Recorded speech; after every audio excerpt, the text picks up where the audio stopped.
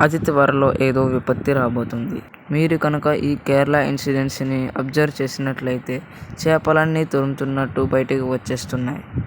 అలా ఎందుకు జరుగుతుందంటే సముద్రంలో చేంజెస్ని అవి తట్టుకోలేక బయటికి వచ్చేస్తున్నాయి.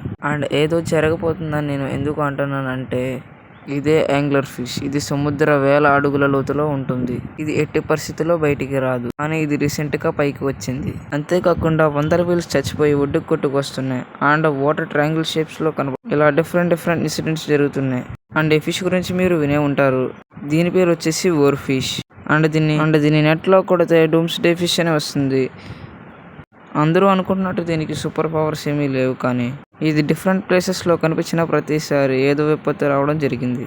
ఇప్పుడు డిస్కస్ చేసినవన్నీ ఇంతకు ముందు కూడా జరిగాయి. కానీ అన్నీ ఒకేసారి జరగడం ఇదే ఫస్ట్ టైం. ఇదంతా జరగడానికి రీజన్ మీరేమనుకుంటున్నారో కామెంట్ చేయండి ఫ్రెండ్స్. అండ్ ఈ వీడియోని ఖచ్చితంగా అందరికీ షేర్ చేయండి. సబ్స్క్రైబ్.